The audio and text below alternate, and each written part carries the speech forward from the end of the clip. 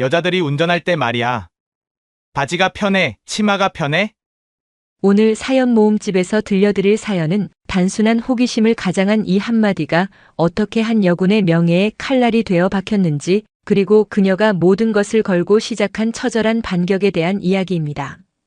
경기도 안양 수도군단 제백 수송대대 차고지. 디젤 유증기와 희미한 흙먼지가 뒤섞인 공기는 군부대의 아침을 상징했다. 거대한 경납고 같은 차고지 안에는 녹색 위장 도색을 한 군용 트럭들이 열을 맞춰 도열해 있었다.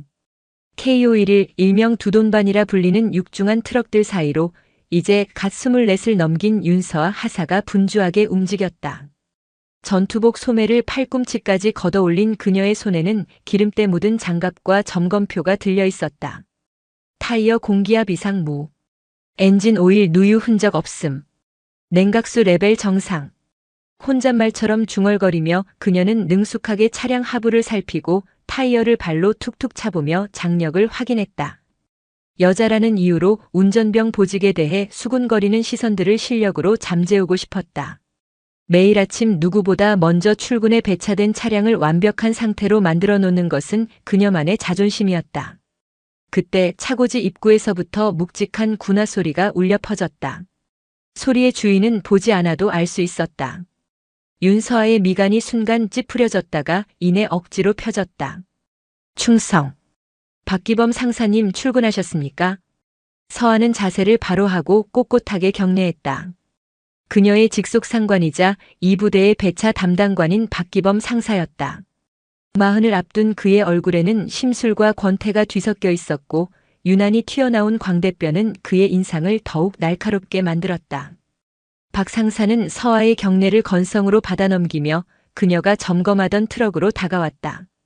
그는 마치 매를 찾는 사냥개처럼 날카로운 눈으로 트럭을 훑었다. 아침부터 윤하는 윤하사 그렇게 낑낑댄다고 차가 알아주나? 비아냥거림이 담긴 목소리. 서아는 말없이 고개를 숙였다. 오늘 사령부 본청으로 가는 배차 윤하사한테 줬는데. 준비는 다 됐고? 네, 그렇습니다. 점검 거의 마쳤고 운행일지 작성하면 바로 출발 가능합니다. 사령부 가는 길이면 높은 분들 많이 볼 텐데. 꼴이 그게 뭐야? 얼굴에 기름이나 묻히고. 여군이 좀 단정해야지. 박 상사는 혀를 차며 서아의 전투복을 위아래로 훑었다. 시선에 담긴 불쾌한 감각에 서아는 주먹을 꽉 쥐었다. 여군이라는 단어에 유독 힘을 주는 그의 말투가 하루 이틀이 아니었다. 죄송합니다. 바로 정돈하겠습니다. 죄송할 것까진 없고. 근데 말이야, 내가 전부터 궁금했던 게 있는데. 박 상사는 한 걸음 더 다가섰다. 그의 입에서 역한 담배 냄새가 풍겨왔다. 여자들이 운전할 때 말이야. 바지가 편해, 치마가 편해? 네. 서하는 순간 자신의 귀를 의심했다. 아니, 운전하려면 페달 밟고 기어 바꾸고 계속 다리를 움직여야 하잖아. 바지 입으면 그 사타구니 쪽이 좀 불편하지 않나? 차라리 전투복 치마 같은 거 입고 운전하면 아랫도리도 자유롭고 통풍도 잘 되고 편하지 않을까 해서. 그는 능글맞은 미소를 지으며 짓거렸다. 명백한 성희롱이었다. 서아의 얼굴이 싸늘하게 굳었다. 분노가 치밀어 올랐지만 상사와 하사라는 계급장이 목을 짓눌렀다. 이곳은 사회가 아니었다. 업무와 관련 없는 질문이신 것 같습니다. 서아가 간신히 뱉어낸 대답이었다. 그 순간 박 상사의 얼굴에서 웃음기가 싹 사라졌다. 그의 눈빛이 순식간에 차갑고 포악하게 변했다. 뭐라고? 낮고 위협적인 목소리가 차고지를 울렸다. 지금 하사가 상사한테 토다는 거냐? 내가 그냥 궁금해서 물어볼 수도 있는 거 아니야? 부대 분위기 좀 편하게 해보려고 농담 한마디 한 걸 가지고 그렇게 정색을 해? 농담으로 들리지 않았습니다. 이게 진짜. 박 상사는 금방이라도 손을 들어 올릴 것처럼 험악한 기세로 다가왔다. 서아는 본능적으로 몸을 움츠렸다. 그의 폭력적인 성향은 이미 부대 내에서 유명했다. 윤서하사. 여군이라고 오냐오냐 해줬더니 선임이 하는 말이 말 같지 않지? 운전병? 여자가 무슨 운전병이야. 얌전히 행정이나 볼 것이지 운전대 잡고 나대 씨발. 대답 안 해? 군 생활 편하게 하고 싶으면 알아서 잘해. 선임이 말 걸면 웃으면서 대답하고 시키는 건 군소리 없이 하고. 알겠어? 알겠습니다. 굴욕감에 입술이 바싹 말랐다. 서한은 이를 악물고 대답했다. 박 상사는 쯧하고 혀를 차더니 아무 일 없었다는 듯 뒤돌아 배차실로 걸어갔다. 혼자 남은 서한은 한동안 그 자리에 서서 떨리는 숨을 골라야 했다. 손이 부들부들 떨려들고 있던 점검표를 바닥에 떨어뜨렸다. 이런 식의 언어폭력과 성희롱은 그가 부임한 지난 6개월 동안 계속되어 왔다. 처음에는 무시하려 했다. 군대니까 원래 이런 사람들이 있으니까 버티면 된다고 생각했다. 하지만 시간이 지날수록 괴롭힘의 수위는 점점 높아졌고 서아의 정신은 갉아먹히고 있었다. 운행 준비를 마친 서아가 배차실 문을 열고 들어섰다. 박 상사는 다리를 꼬고 앉아 스마트폰 게임에 열중하고 있었다. 충성. 사령부 본청 운행 출발 보고 드립니다. 운행일지 저기다 놓고 가. 그는 눈길 한 번 주지 않고 퉁명스럽게 말했다. 서아가 운행일지를 결제판에 올려놓는 순간 박 상사가 게임을 멈추고 고개를 들었다. 아, 맞다.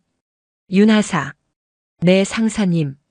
오늘 사령부 의전 행사 때문에 본청 앞에 높으신 분들 많이 올 거야. 운전 똑바로 해. 괜히 얼쩡거리다가 사고 내지 말고. 명심하겠습니다. 그리고 복귀할 때 PX 들러서 내 담배 한 보루랑 커피 믹스 큰 거 한 통 사와. 내 돈으로. 그는 지갑에서 꼬깃꼬깃한 지폐 몇 장을 꺼내 책상 위로 던졌다. 명백한 사적 지시였다. 하지만 거절할 수 없었다. 알겠습니다. 서아가 뒤돌아 나가려는 순간 박 상사가 다시 그녀를 불렀다. 잠깐. 그의 시선이 다시 서아의 머리부터 발끝까지 훑었다. 생각할수록 웃기네. 여자가 두 돈반 핸들 잡고 있는 그림. 영 어색하단 말이야. 차라리 조수석에 앉아서 커피나 타주는 게 딱 어울리는데. 안 그래? 대답. 박 상사의 목소리가 날카로워졌다. 서아는 입술을 깨물었다. 잘 모르겠습니다. 모르긴 뭘 몰라. 표정 보니까 내 말이 기분 나빠 죽겠다는 표정이구만. 그는 자리에서 일어나 서아에게 천천히 다가왔다. 위압적인 그의 덩치에 서아는 자신도 모르게 뒷걸음질 쳤다. 윤하사. 내가 왜 너한테만 이러는 것 같아? 모르겠습니다. 넌 하사고 난 상사니까. 넌 여자고 난 남자니까. 그리고 여긴 군대니까. 네가 아무리 발버둥 쳐도 여긴 남초 조직이고 계급 사회야. 내가 할 수 있는 건 없어. 그냥 입 다물고 시키는 대로 하는 게 여기서 살아남는 유일한 방법이라고. 알겠냐? 박 상사의 얼굴이 서아의 코앞까지 다가왔다. 그의 눈에는 경멸과 비웃음이 가득했다. 서아는 공포에 질려 아무 말도 할 수 없었다. 거대한 벽에 부딪힌 듯한 절망감이 온몸을 휘감았다. 육중한 군용 트럭의 핸들을 잡은 서아의 손이 미세하게 떨리고 있었다. 조금 전 배차실에서의 일이 머릿속을 떠나지 않았다. 박 상사의 말 한마디 한마디가 날카로운 파편이 되어 심장에 박힌 듯 아팠다. 내가 할 수 있는 건 없어. 그 말이 귓가에 저주처럼 맴돌았다. 정말 그럴까? 정말 내가 할 수 있는 건 아무것도 없을까? 어릴 적부터 꿈꿔왔던 군인이었다. 나라를 지키는 멋진 모습에 반해 힘든 훈련을 이겨내고 자랑스러운 하사 계급장을 달았다. 하지만 현실은 꿈과 너무도 달랐다. 여군이라는 꼬리표는 때로는 특혜의 상징처럼, 때로는 차별의 낙인처럼 그녀를 따라다녔다. 사령부 정문을 통과하며 서아는 창밖으로 보이는 충성이라는 구호석을 멍하니 바라보았다. 무엇을 위한 충성인가? 국가를 위한 충성인가? 아니면 박 상사 같은 부조리한 상급자를 위한 맹목적인 복종인가? 목적지인 본청 주차장에 차를 세우고 시동을 끄자 깊은 한숨이 터져나왔다. 핸들 위에 이마를 기댄 채 서아는 눈을 감았다. 눈물이 핑 돌았다. 울고 싶지 않았다. 여기서 무너지면 박 상사가 원하는 대로 되는 것이었다.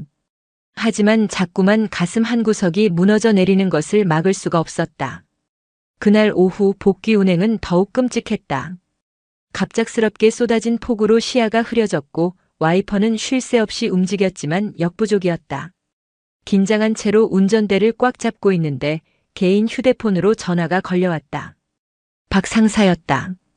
운전 중이라 받을 수 없었지만 그는 집요하게 계속 전화를 걸어왔다. 결국 신호 대기 중에 전화를 받았다. 예, 박기범 상사님. 윤서아 하사입니다. 야, 너 지금 어디야? 왜 이렇게 늦어? 수화기 너머로 고함이 터져 나왔다. 지금 폭우 때문에 도로가 많이 막히고 있습니다. 최대한 서두르고 있습니다. 핑계 대지 마. 비 온다고 운전 못해? 그러게 여자가 무슨 운전병이냐고 내가 말했지. 당장 부대로 튀어올 생각 안 하고 뭐 하고 있어? 일방적인 폭언이 쏟아졌다. 서아는 대꾸할 힘도 없었다. 전화를 끊고 나니 손에 힘이 쭉 빠졌다. 앞이 보이지 않는 빗속처럼 그녀의 군 생활도 한치 앞을 내다볼 수 없는 어둠 속에 갇힌 기분이었다. 흠뻑 젖은 채로 부대에 복귀한 서아를 기다리고 있던 것은 박 상사의 싸늘한 분노였다. 그는 사무실에 있던 다른 간부들과 병사들이 보는 앞에서 서아를 세워두고 윽박지르기 시작했다. 복귀 시간이 몇인데 이제 기어들어와. 비 좀 온다고 거북이 운전했어? 죄송합니다. 도로 상황이 좋지 않았습니다. 죄송하면 다야? 내가 늦게 오는 바람에 야간 근무 교대할 배차가 꼬였잖아. 책임질 거야? 분명 PX 심부름 같은 사적 지시 때문에 늦어진 시간도 포함되어 있었지만 그는 모든 책임을 서아에게 돌렸다. 주변의 동료 간부들은 못 본 척 서류에 코를 박거나 자리를 피했다. 아무도 그녀를 도와주지 않았다. 철저한 고립감. 서아는 거대한 섬에 홀로 남겨진 기분이었다. 그의 고함은 셔츠 단추가 풀어져 속옷이 살짝 보인다는 인신공격으로까지 이어졌다. 수치심과 분노, 절망감이 뒤섞여 서아는 더 이상 버틸 수가 없었다. 그날 밤 관사로 돌아온 서아는 텅 빈 방에 주저앉아 한참을 울었다. 흐느낌은 어느새 통곡으로 변했다. 이대로는 안 된다. 더 이상 이렇게 살 수는 없다. 무언가 해야 했다. 하지만 무엇을? 부대 내에 신고를 해봤자 여군이 유난 떤다는 소리나 듣고 결국 묵살될 것이 뻔했다. 오히려 보복만 당할 것이다. 박 상사의 얼굴과 그가 뱉었던 말들이 악몽처럼 떠올랐다. 그때 문득 한 사람의 얼굴이 떠올랐다. 세상에서 유일하게 자신의 편이 되어줄 사람. 서아는 떨리는 손으로 휴대폰을 들었다. 그리고 익숙한 번호를 눌렀다. 신호가 몇 번 가고 곧이어 차분하고 듬직한 목소리가 들려왔다. 서아야. 웬일이야 이 시간에. 오빠. 목소리가 나오지 않았다. 애써 참았던 울음이 다시 터져 나왔다. 서아야? 왜 그래, 무슨 일 있어? 너 우는 거야? 수화기 너머의 목소리가 다급해졌다. 오빠 나 더는 못하겠어. 무슨 소리야? 천천히 말해봐. 부대에서 무슨 일 있었어? 나 군대가 원래 이런 곳이었어? 매일매일이 지옥 같아나 어떡해 오빠. 서아는 무너져 내렸다. 아이처럼 울부짖으며 그동안 쌓아왔던 모든 서름과 공포를 토해냈다. 수화기 저편에서 그녀의 오빠이자 대한민국 육군 수도군단 군사경찰대대장 윤태준 중령은 아무 말 없이 동생의 울음을 듣고 있었다. 그의 침묵은 분노를 사기는 시간이었다. 차갑게 타오르는 분노가 그의 눈을 얼어붙게 만들고 있었다. 야간 당직 사관의 경례와 함께 지휘 통제실의 문이 열렸다. 방금 막 퇴근하려던 윤태준 중령이 굳은 얼굴로 다시 들어서자 통제실에 팽팽하던 공기가 더욱 날카롭게 조여졌다. 그의 평소 차분하고 이성적인 모습을 알던 부하들은 지휘관의 싸늘한 기운에 저도 모르게 자세를 바로 했다. 윤 중령은 자신의 집무실로 들어가지 않고 곧장 작전 상황판 앞으로 걸어갔다. 상황판에는 군단 책임 지역의 야간 경계 현황과 주요 부대 위치가 꼼꼼하게 표시되어 있었다. 그의 시선이 한 곳에 멈췄다. 제백 수송대대. 동생이 있는 곳이었다. 수화기 너머로 들려오던 동생의 절규가 그의 심장을 칼로 후벼 파는 듯 했다. 하나뿐인 피부치, 어릴 적부터 부모님 대신 돌봐왔던 여동생이었다. 그 강인하고 씩씩하던 아이가 그렇게 무너져 내릴 정도라면 보통 일이 아니라는 것을 직감했다. 분노가 머리끝까지 치밀어 올랐다. 당장이라도 수송대대로 달려가 동생을 괴롭힌 놈의 멱살을 잡고 싶었다. 하지만 그는 평범한 오빠이기 이전에 군단의 법과 질서를 수호하는 군사경찰대대의 지휘관이었다. 감정적인 대응은 오히려 동생에게 더 큰 상처와 불이익을 안겨줄 수 있었다. 사적 감정으로 군율을 어긴 지휘관이라는 오명은 진실의 힘을 약하게 만들 뿐이었다. 그는 차갑게 분노를 억누르며 머릿속에서 가장 빠르고 정확한 수를 계산하기 시작했다. 당직사관. 네, 중령님. 내일 아침 08시 정각 수사과장과 성범죄 수사대장 내 집무실로 오라고 전달해. 긴급 현안 회의. 알겠습니다. 그는 다시 개인 휴대폰을 들고 동생에게 문자를 보냈다. 감정을 최대한 배제하고 군사경찰 지휘관으로서 필요한 절차를 밟기 시작했다. 서아야. 지금부터 내가 하는 말 잘 들어. 첫째, 내일 아침 바로 의무대를 가서 진료를 받고 스트레스로 인한 불안, 불면증 등의 소견을 받아도. 둘째, 지금까지 있었던 모든 일을 기억나는 대로 전부 기록해. 날짜, 시간, 장소, 그리고 그 새끼가 했던 말과 행동, 주변에 누가 있었는지까지. 사소한 거 하나도 빼놓지 말고. 셋째, 절대 그놈과 단둘이 마주치지 마. 무슨 일 있어도. 넷째, 다 작성하면 나한테 먼저 보내. 내가 확인하고 다음 행동을 알려줄게. 오빠 믿고 조금만 버텨. 알았지? 문자를 보낸 그는 지휘 통제실 한편에 마련된 자신의 간이 침대로 향했다. 오늘 밤 그는 집에 들어갈 수 없었다. 아니, 들어가지 않을 작정이었다. 강철로 된 톱니바퀴가 맞물려 돌아가기 시작했다. 이제 그 누구도 이 흐름을 멈출 수 없을 것이다. 밤새 뜬 눈으로 울다 지쳐 잠들었던 서아는 오빠의 문자를 보고 정신이 번쩍 들었다. 여전히 마음은 지옥 같았지만 문자에 담긴 단호하고 체계적인 지시는 그녀에게 작은 등불이 되어주었다. 혼자가 아니라는 사실, 그리고 군법의 전문가인 오빠가 뒤에 있다는 사실이 그녀를 다시 일으켜 세웠다. 서아는 출근 준비도 미룬 채 책상에 앉아 낡은 수첩을 펼쳤다. 그리고 쓰기 시작했다. 박기범 상사가 처음 부임했던 날부터 사소한 비아냥거림, 회식 자리에서의 불쾌한 농담, 운전 실력을 트집 잡아 동료들 앞에서 모욕을 줬던 일치마 발언, 사적인 심부름, 폭언이 담긴 통화까지. 기억의 조각들을 하나씩 맞추자 그가 얼마나 집요하고 악랄하게 자신을 괴롭혀왔는지 선명하게 드러났다. 눈물이 수첩 위로 뚝뚝 떨어졌지만 그녀는 펜을 놓지 않았다. 이것은 단순한 기록이 아니었다. 빼앗겼던 자신의 존엄을 되찾기 위한 선전포고였다. 작성을 마친 서아는 먼저 의무대로 향했다. 군의관은 핏발선 눈과 불안 증세를 보이는 그녀에게 과도한 직무 스트레스로 인한 급성 스트레스 장애 소견서를 발급해 주었다. 진단서와 직접 작성한 진술서를 사진으로 찍어 오빠에게 전송했다. 곧바로 답장이 왔다. 잘했어. 이제 군단 본부 군사경찰대 민원실로 가서 정식으로 고소장을 접수해.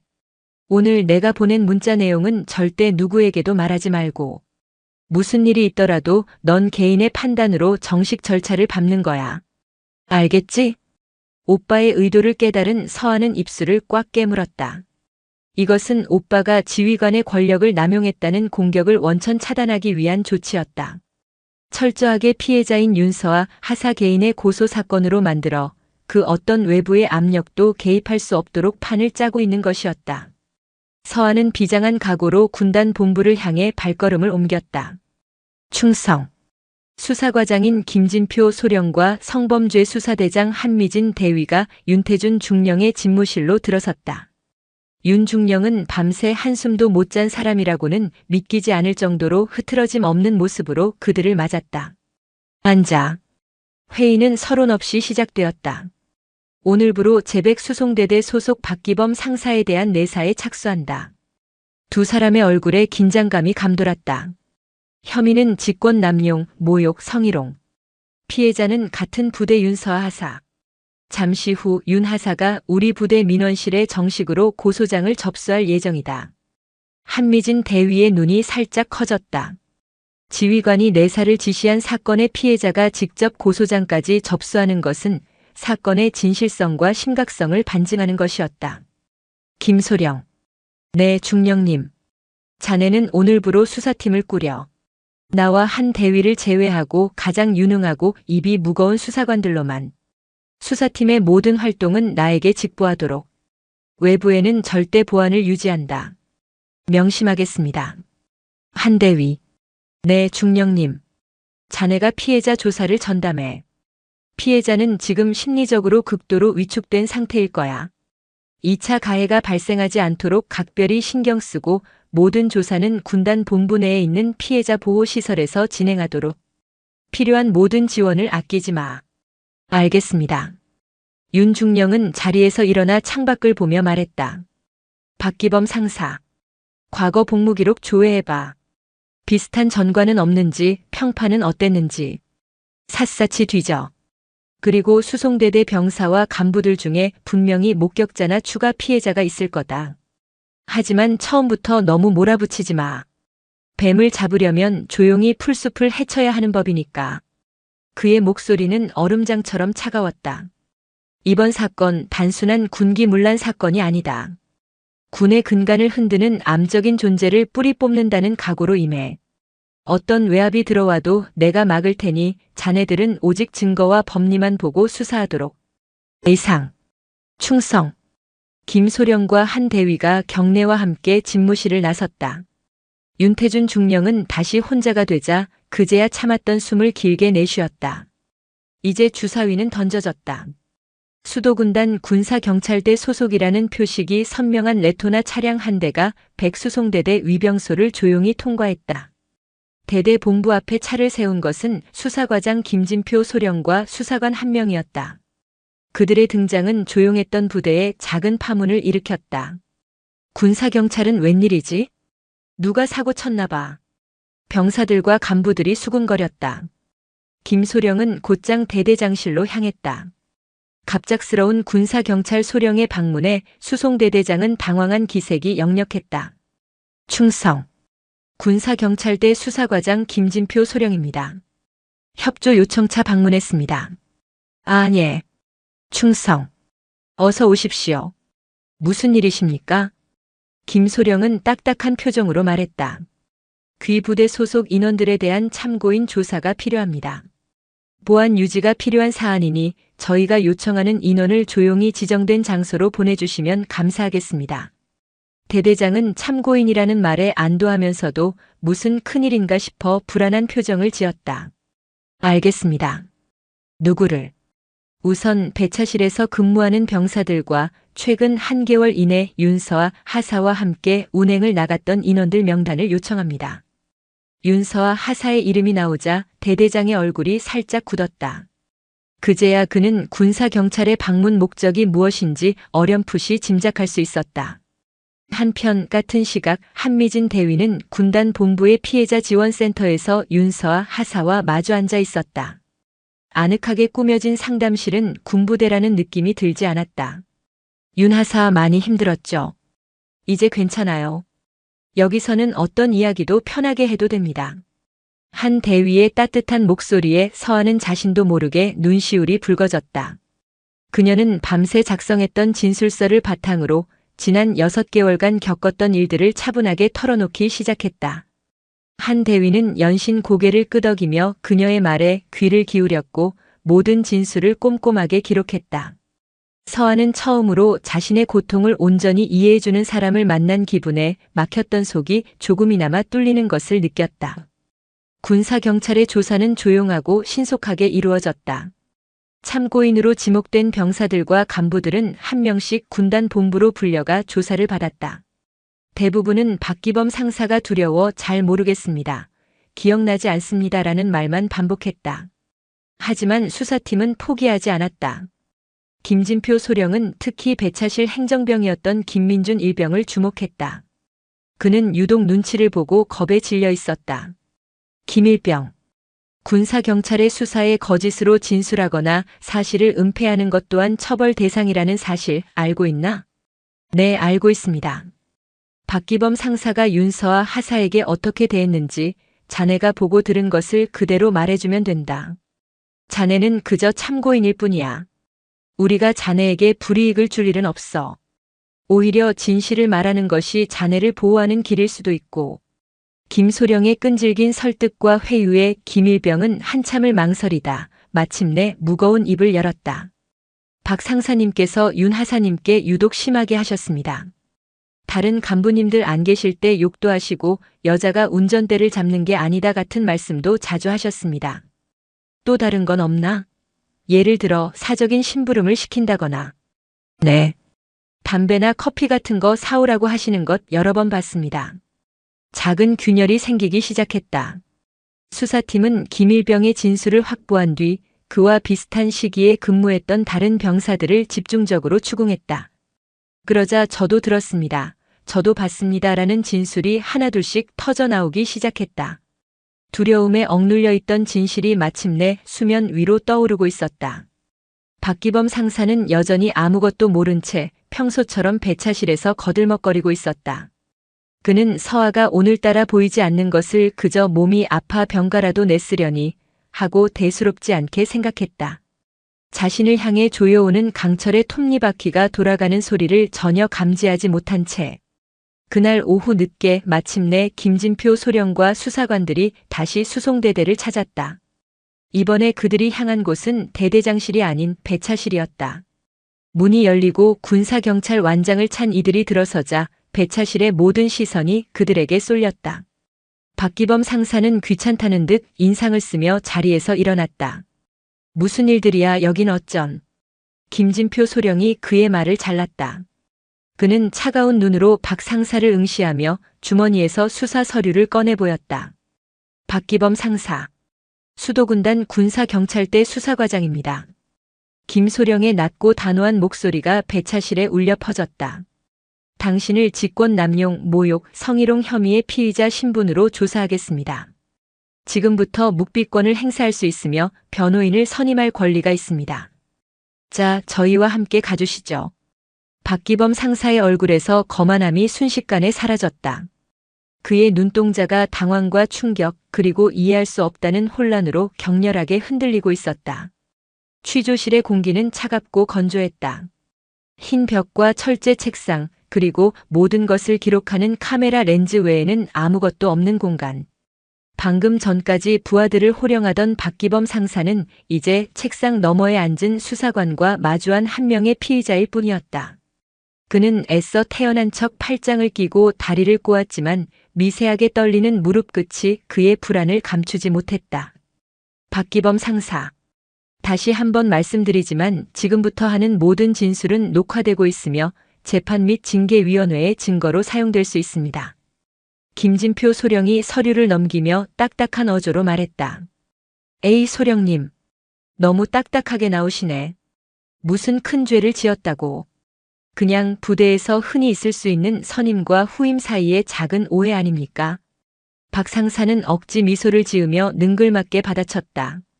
그는 이 상황을 군 생활 좀 한 자신이 충분히 빠져나갈 수 있는 가벼운 트러블 정도로 여기고 있었다.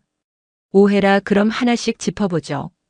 박 상사께서는 윤서와 하사에게 개인적인 심부름을 시킨 사실이 있습니까? 담배나 커피 같은. 아이고 그게요.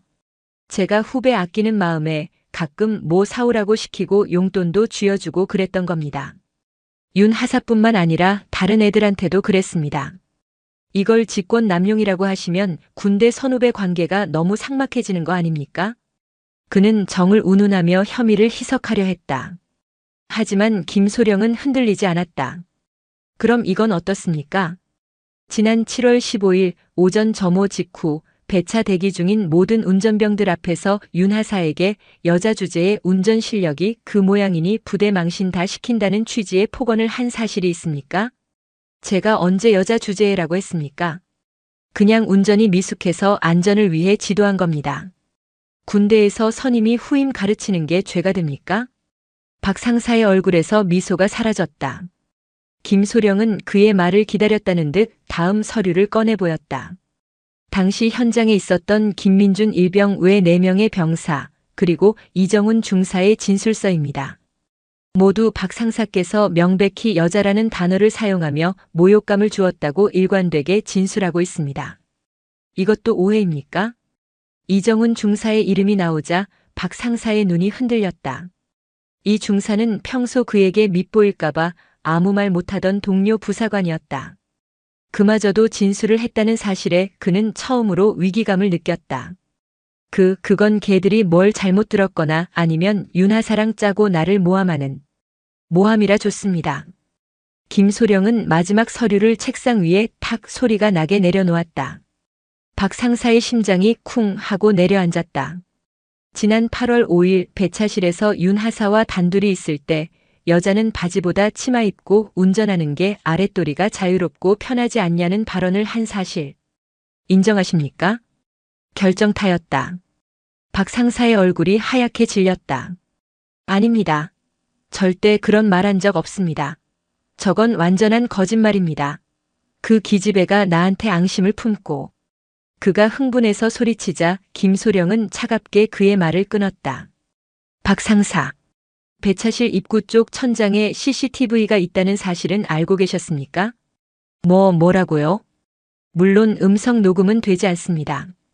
하지만 박 상사께서 윤하사에게 다가가 위압적인 자세로 무언가 말하는 장면, 그리고 당시 윤하사가 겁에 질려 뒷걸음질 치는 장면은 선명하게 찍혀 있습니다.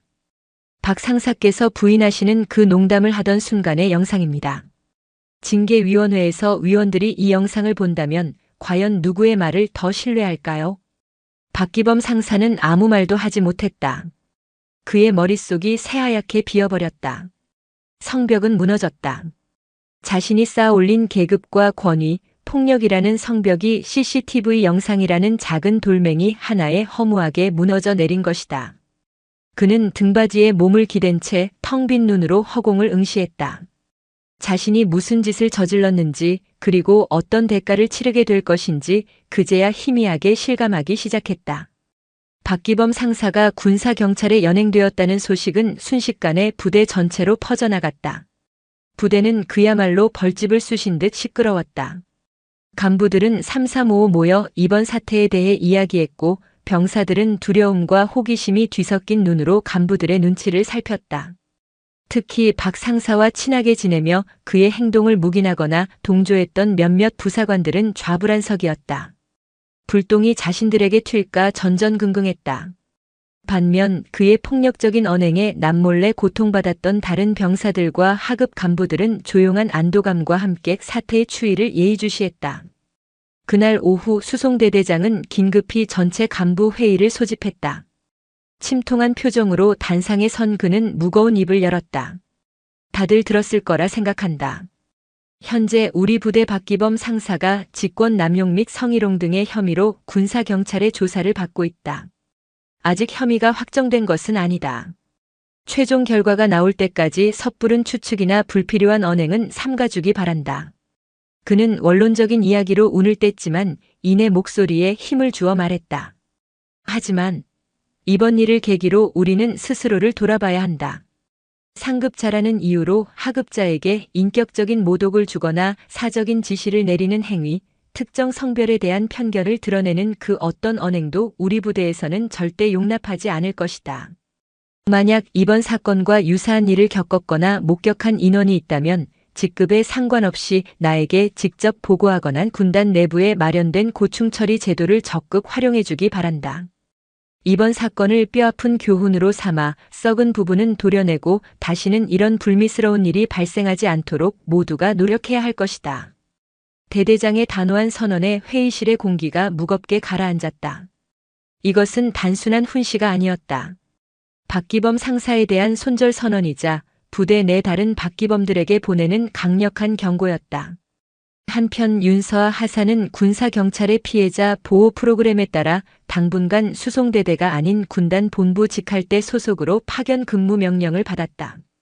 익숙했던 차고지와 동료들을 떠나 낯선 사무실에서 행정 업무를 보게 된 그녀는 폭풍의 눈 한가운데에 들어온 것처럼 기묘한 평온함을 느꼈다.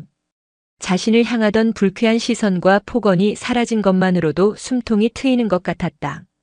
하지만 동시에 앞으로 진행될 징계위원회와 자신을 향할지 모를 2차 가해에 대한 불안감도 떨칠 수 없었다. 며칠 뒤 윤태준 중령은 퇴근길에 동생이 임시로 머무는 군단 본부의 게스트하우스를 찾았다. 그는 사복 차림이었고 손에는 서아가 좋아하는 치킨 상자가 들려 있었다. 군사경찰 대대장이 아닌 평범한 오빠의 모습이었다. 오빠 어서 와. 예전보다 조금 수척해졌지만 한결 편안해진 표정의 서아가 그를 맞았다. 밥은 먹었고? 응. 방금 먹었어. 두 사람은 나란히 앉아 치킨을 먹기 시작했다. 한동안 아무 말 없이 치킨을 뜯는 소리만 방 안을 채웠다. 어색한 침묵을 먼저 깬 것은 윤중령이었다. 수사보고서 읽어봤다. 박기범 상사 내가 진술한 혐의 대부분을 시인했더구나. 증거가 명백해서 더는 부인할 수 없었겠지. 그래? 서아의 목소리가 살짝 떨렸다. 징계위원회는 다음 주에 열릴 거야. 아마 군 생활을 계속하기는 힘들 거다. 그것은 사실상 파면이나 해임 같은 중징계를 의미했다. 서아는 치킨 조각을 내려놓았다. 통쾌함보다는 씁쓸하고 복잡한 감정이 먼저 밀려왔다. 서아야. 윤중령이 동생의 어깨를 감쌌다. 지금까지 정말 힘들었지. 혼자서 그 모든 걸 견디느라 얼마나 무서웠겠냐. 오빠가 더 빨리 알아채지 못해서 미안하다. 그 말에 서아는 참고 있던 눈물을 터뜨렸다. 오빠의 품에 안겨 한참을 울었다. 괜찮다고 이제 다 끝났다고 위로하는 오빠의 목소리를 들으며 그녀는 비로소 길고 어두웠던 터널의 끝이 보이기 시작했음을 느꼈다. 징계위원회가 열리면 내가 피해자 자격으로 출석해서 진술해야 할 수도 있어. 괜찮겠어? 응. 할 수 있어. 아니 해야지. 가서 똑똑히 말할 거야. 내가 겪은 일들 그리고 그 사람이 무슨 잘못을 했는지. 서아의 눈빛은 더 이상 두려움에 흔들리지 않았다. 아픔을 겪으며 그녀는 이전보다 훨씬 더 단단해져 있었다. 그 시각 박기범 상사는 지정된 영내 시설에 사실상 감금된 채 징계위원회를 기다리고 있었다. 그는 절망감에 사로잡혀 있었다. 믿었던 동료 부사관들은 그를 외면했고 대대장은 그를 부대의 수치로 취급했다. 그는 어떻게든 살아남기 위해 마지막 발악을 준비했다. 육군 부사관학교 동기들, 과거에 연을 맺었던 상급자들에게 연락해 선처를 호소하는 탄원서를 부탁했다. 하지만 대부분은 싸늘한 거절로 답해왔다. 썩은 동아줄은 너무나도 약했다. 그의 성벽은 이제 완전히 무너져 그를 지켜주기는커녕 그의 숨통을 조여오고 있었다. 징계위원회가 열릴 날짜가 확정되어 공지되었다. 8월 18일 수도군단 본부 징계위원회실. 광복절 연휴가 끝난 월요일 여전히 늦더위가 기승을 부리던 오후였다. 수도군단 본부의 한 회의실에는 무거운 정적이 감돌고 있었다. 방음 처리된 두꺼운 문은 외부의 모든 소음을 차단했고 실내에는 오직 냉방 장치의 낮은 소음과 사람들의 긴장된 숨소리만이 존재했다. 긴 테이블 상석에는 징계위원장인 군단 참모장이 앉아 있었고 그 좌우로 법무, 감찰, 인사참모를 비롯한 영관급 장교들과 주임원사까지 총 7명의 징계위원이 배석해 있었다. 한쪽 끝에는 군 검사가 날카로운 눈으로 서류를 검토하고 있었다. 이곳이 바로 한 군인의 운명을 결정할 수도군단 징계위원회였다. 피징계인 입장하도록. 위원장의 나직하지만 힘있는 목소리에 문이 열리고 박기범 상사가 모습을 드러냈다. 말끔하게 달인 전투복 차림이었지만 지난 며칠 사이 겪은 마음고생으로 얼굴은 반쪽이 되어 있었고 총기를 잃은 눈은 깊게 패여 있었다. 그는 위원들 앞에 걸어나와 부동자세로 서서 거수경례를 했다. 목소리는 심하게 갈라져 나왔다. 충성. 제백 수송대대 상사 박기범. 자리에 앉으시오. 박 상사는 지정된 의자에 뻣뻣하게 앉았다. 그의 앞에는 변호를 맡은 군 법무관이 앉아 있었지만 별다른 위안이 되지는 못했다. 징계 심의는 군 검사의 징계 혐의 사실 낭독으로 시작되었다. 피징계인 박기범 상사. 2024년 2월부터 8월까지 약 6개월에 걸쳐 직속 부하인 윤서아 하사에게 총 17회에 걸친 폭언 및 모욕, 8회의 사적 지시를 통한 직권 남용, 그리고 3회의 성적 수치심을 유발하는 발언을 하여 군인복무기본법 제33조 품위유지의 의무 및 제23조 직권 남용 금지 의무를 심각하게 위반한 사실이 군 검사가 조사 결과를 하나씩 낭독할 때마다 박 상사는 고개를 푹 숙였다. 그가 가볍게 생각했던 말과 행동들이 법과 규율의 언어로 바뀌어 자신의 죄를 증명하는 창이 되어 돌아왔다. 피징계인 혐의 사실에 대해 모두 인정하는가? 위원장의 질문에 박 상사는 자리에서 일어나 떨리는 목소리로 준비해온 최후 변론을 읽어내려가기 시작했다. 존경하는 위원장님 그리고 위원님들. 저의 어리석고 그릇된 행동으로 부대의 명예를 실추시키고 특히 윤서와 하사에게 깊은 상처를 준 점 진심으로 머리 숙여 사죄드립니다. 그는 깊이 고개를 숙였다. 저는 구시대적인 군대 문화에 젖어 그것이 잘못이라는 것조차 인지하지 못했습니다. 후배를 강하게 키운다는 명목 하에 했던 행동들이 당사자에게는 씻을 수 없는 폭력이 되었습니다. 변명의 여지가 없습니다. 하지만 부디 한 번만 기회를 주십시오. 지난 20년간 오직 군인으로서 살아온 저에게 군복을 벗는 것은 사형 선고와도 같습니다. 남은 군 생활 동안 제 잘못을 뼈저리게 반성하며 윤하사에게 평생 속죄하는 마음으로. 그의 변명 섞인 호소는 위원들의 마음을 움직이지 못했다. 위원들은 이미 수백 페이지에 달하는 수사 기록과 증거 자료들을 통해 그의 죄질이 결코 가볍지 않음을 확인한 상태였다. 증인 윤서와 하사 입장하도록 하시오. 위원장의 말에 회의실 뒷문이 열리고 윤서와 하사가 들어섰다. 박 상사와 마주보지 않는 먼 곳에 마련된 증인석으로 걸어가는 그녀의 걸음은 조금도 흔들림이 없었다. 단정하게 정돈된 전투복과 꽉 조여맨 전투화는 그녀의 굳은 결의를 보여주는 듯했다. 윤서 하사. 많이 힘들었을 텐데 이 자리에 나와줘서 고맙게 생각하오. 지금부터 위원들이 몇 가지 질문을 할 텐데 아는 대로만 담담하게 이야기해주면 돼요. 네, 위원장님. 서하는 위원들을 차례로 둘러보았다. 그들의 눈에는 동정이 아닌 한 명의 군인을 대하는 존중의 빛이 담겨 있었다. 그녀는 마음이 조금 놓이는 것을 느꼈다. 윤 하사는 피징계인이 어떤 처벌을 받기를 원합니까? 한 위원이 조심스럽게 물었다. 서하는 잠시 숨을 고른 뒤 마이크를 향해 또렷한 목소리로 말했다. 저는 특정 처벌을 원하지 않습니다. 예상 밖의 대답에 위원들과 박 상사의 시선이 모두 그녀에게 쏠렸다. 저는 개인적인 복수를 위해 이 자리에 온 것이 아닙니다. 저는 대한민국 육군 하사로서 군인으로서의 제 명예를 지키기 위해 이 자리에 섰습니다. 피징계인은 저의 계급과 성별을 빌미로 저의 인격과 군인으로서의 자부심을 짓밟았습니다. 이는 저 개인에 대한 공격일 뿐만 아니라 군의 기강과 전우회를 무너뜨리는 행위라고 생각합니다. 서하는 고개를 들어 처음으로 박기범 상사를 똑바로 쳐다보았다. 그의 눈은 애원으로 가득 차 있었다. 저는 이 일이 단지 한 사람을 처벌하고 끝나는 것이 아니라 다시는 저와 같은 피해자가 나오지 않도록 하는 본보기가 되기를 바랍니다. 모든 군인이 서로를 존중하고 계급은 괴롭힘의 도구가 아니라 책임의 무게라는 것을 모두가 깨닫게 되기를 바랍니다. 위원님들의 현명한 판단을 믿겠습니다. 그녀의 진술은 끝났다. 그 어떤 감정적인 호소나 분노의 표출보다도 군인으로서의 원칙과 명예를 이야기한 그녀의 담담한 진술은 회의실 안의 모두에게 훨씬 더 깊은 울림을 주었다. 서하가 퇴장하고 모든 심의 절차가 끝났다. 위원장은 피징계인에게 퇴장을 명하고 최종 논의에 들어갔다. 30분이 넘는 숙의 끝에 위원들은 다시 박기범 상사를 회의실로 불러들였다. 그의 얼굴에는 마지막 희망과 절망이 교차하고 있었다. 위원장이 자리에서 일어나 판결문을 들었다. 회의실 안의 모든 소음이 멎었다. 징계 의결 결과. 피징계인 상사 박기범. 위원장의 시선이 박 상사에게 고정되었다. 수도군단 보통징계위원회는 피징계인의 징계 혐의 사실이 모두 인정되고 그 죄질이 매우 불량하며 하급자에 대한 반복적인 인권 침해는 군 조직의 근간을 훼손하는 중대 비위로서 군인으로서의 신분을 유지시키는 것이 현저히 부적절하다고 판단.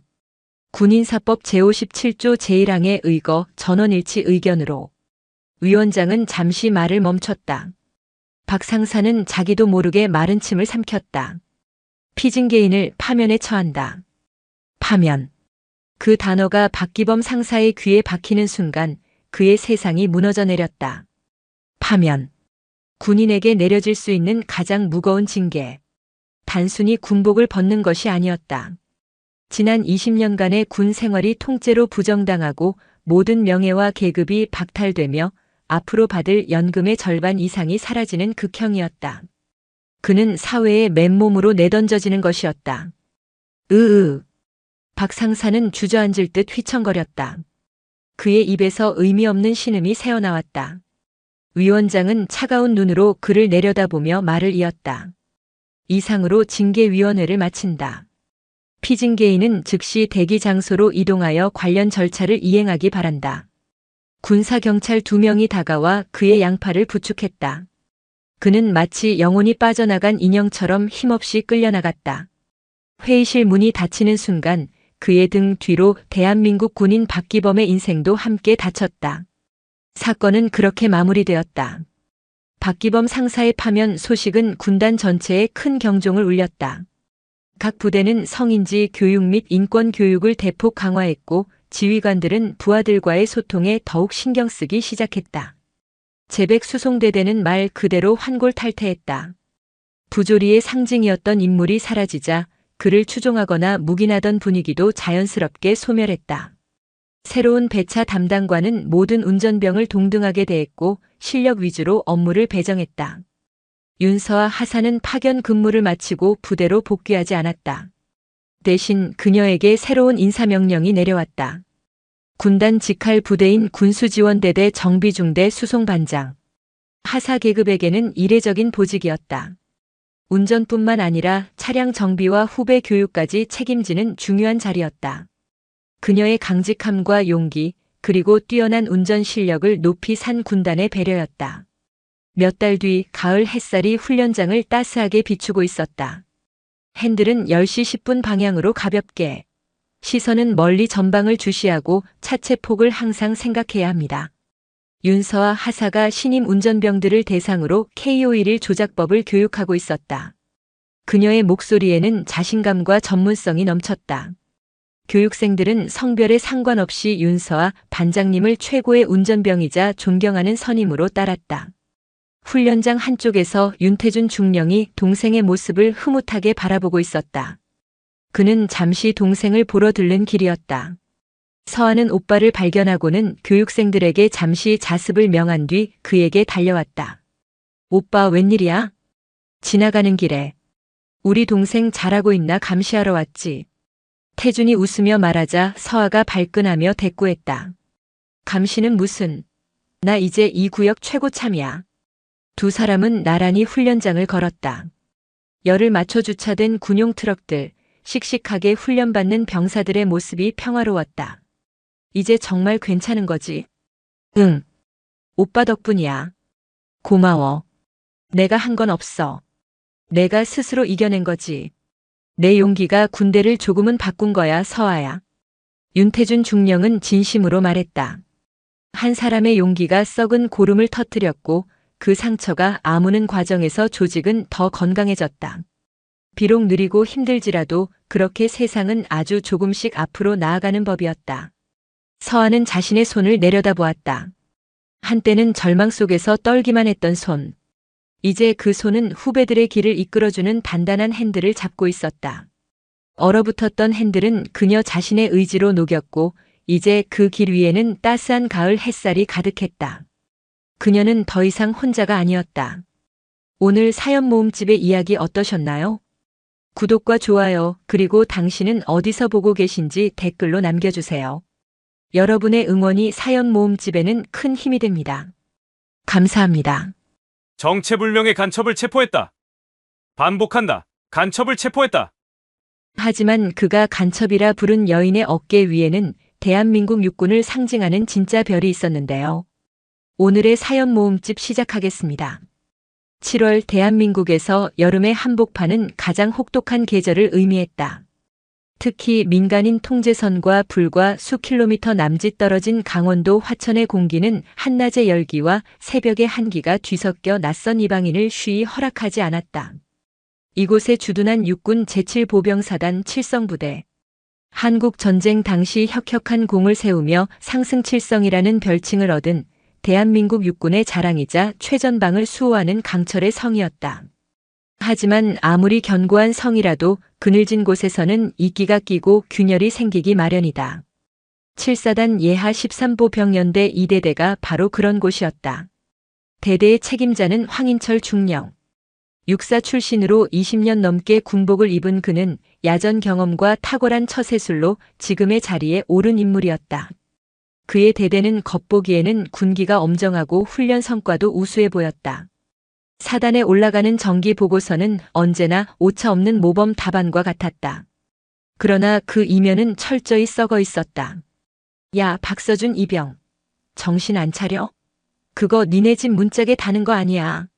주말의 시작인 토요일 오전, 박서준 이병은 굵은 땀방울을 뚝뚝 흘리며 통나무를 옮기고 있었다. 그의 옆으로 최진명 상사가 고함을 질렀다. 그들이 있는 곳은 대대 주둔지가 아닌 차로 20분이나 떨어진 855 인근의 한적한 산기슭이었다.